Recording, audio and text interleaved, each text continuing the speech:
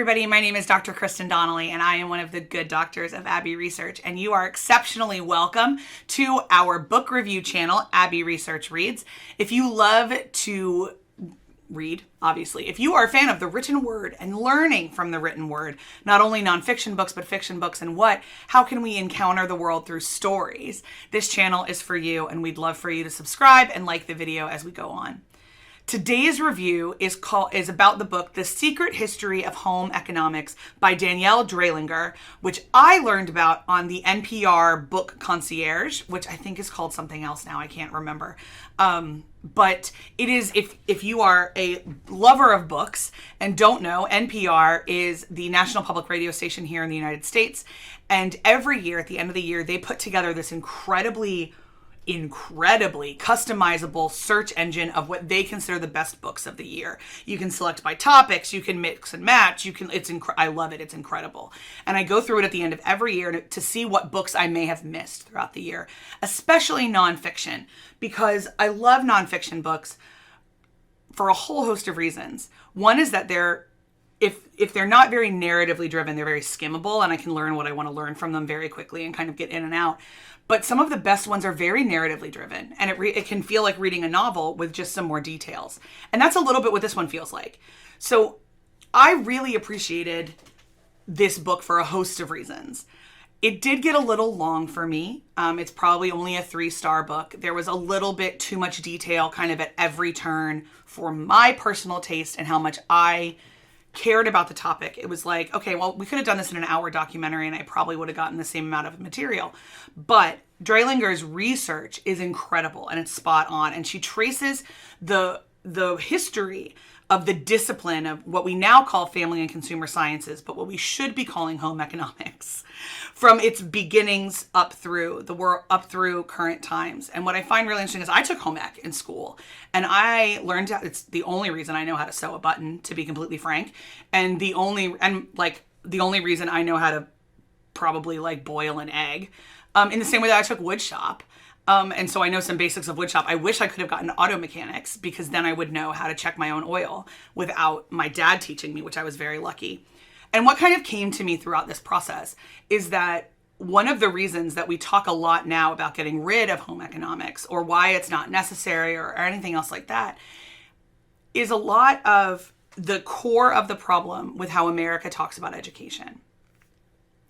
So right now, especially since 2004 and the passage of the No Child Left Behind Act, everything about the American system is getting kids to college.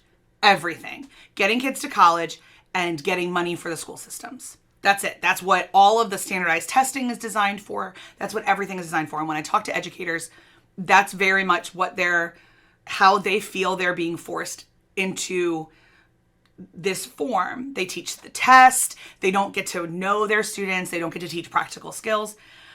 And because of this, and so I have several problems with that entire supposition, because not everybody should go to college. It's not for everybody. Everybody who wants to go should have the opportunity, but not everybody needs to be forced to college. And there are hundreds of thousands of students who are drowning in student loan debt, who didn't need to go to a private 4-year university if they had been given broader options, I think. So I hate that. I hate the whole process right now. Secondly, forever, definitely since I was in high school, kids have been calling out for practical skills. Maybe we don't all need to take advanced trigonometry, but it would be really great if we could get a personal finance class. I'm not entirely sure that I needed I didn't need maybe as many of the science courses as I got, but I desperately needed to understand. I would have loved a course in environmental science to understand how the planet actually works, things like that. I had a really, really, really incredible public education at Pennsbury School District in southeastern Pennsylvania. And I got to do things like take economic history and understanding economics. And I got to take Shakespeare and public speaking and debate and a whole lot of other things that I think are really valuable. Maybe Shakespeare isn't, it was just fun. But I think everybody should be taught how to public speak, because you have to, whether you are scared of it or not. I think public speaking should be a required skill. And I think home economics should as well. So the crazy thing is that it's this academic elitism that believes that home economics isn't necessary to higher ed that is driving the death of home economics programs. Well, unfortunately, home economics is like how we live. And taking it out of schools makes the supposition that everybody is raised in situations where this knowledge can be passed down from parent to child. And that is simply not true. First of all, not every parent has these skills. Second of all, not every parent has time. Third of all, come on. Really?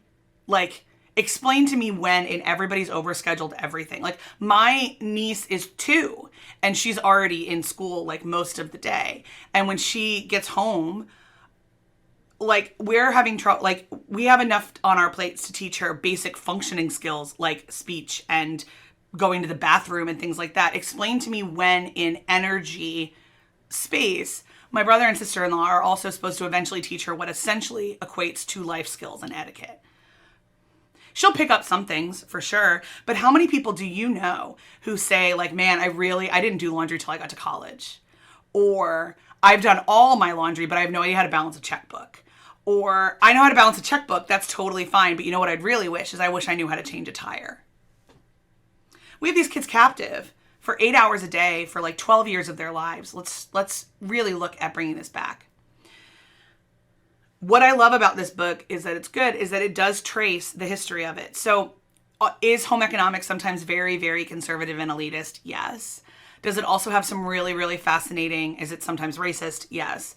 Does it also have some really fascinating stuff? For example, what I really loved is at the very beginning, one of the points of home economics was that self-respect for women, and specifically women of color. Self-respect was a political statement. So carrying yourself with decorum and dressing like a full person with agency is a political statement. And I talk to friends now who, for instance, choose to wear the hijab, and they have to be very careful of the first time they meet people. Sometimes they wear hats instead of the hijab because they don't want to communicate that they don't have agency over their own bodies. Self-respect is still a political statement. Understanding how to function in your own body is still a political statement. So I really love the idea of practical skills, which I've already said I'm kind of going through. I mean, one of the things I didn't love learning was that Dewey of the Dewey Decimal System and his wife are really caught up in the beginning of this, and they were eugenicists and Nazis. So that wasn't fun to know, but glad I did. For instance, he banned blacks and Jews from the resort that he owned. So that was cool. And Dewey of the Dewey Decimal System was a sexual predator. So that's cool. But, that's not great. So the hope at the beginning of this discipline was that it would be liberating. It would give people the skills to live on their own, and kind of, I think honestly, because of the Deweys and their hijacking of it from the original founders, it became a whole lot more about decorum and how to behave properly. I'm not entirely sure that that's really what we needed to be doing.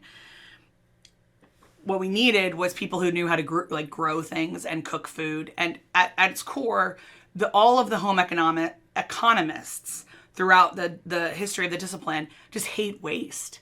And they're trying to teach people how to make food with leftovers and repair their own clothes and repair their own cars and all of the things that we need now.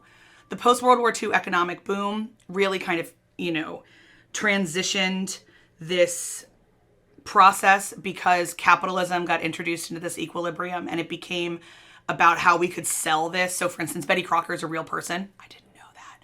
But so how can we package? How can we market being a proper suburban American? So that's where, in my mind, as I look at the history of this thing, between the Deweys and their focus on decorum and the capitalism and commercialization that entered in the 40s and early 50s, is kind of when this thing went off the rails. And it became about a whole lot of other things besides just teaching people practical skills to live. So one of the things, and somewhere along the line, I believe in the 80s, I forgot to write it down, is when it turned into family and consumer sciences. The 50s is when it kind of became about family life education. And this is when we start to get some of the stuff that we know about it now, where you get, girls were taught sewing and boys were taught woodworking. Because in their mind, it was about fighting the Cold War. and making stable family systems to fight the Cold War. Okay. What I think this is a really good example of is that throughout human history, we have a tendency to not examine the history of things and just take what's on the plate and keep going. So if now that we can say, okay, this is how it evolved, let's get back to basics. We're not fighting the Cold War anymore.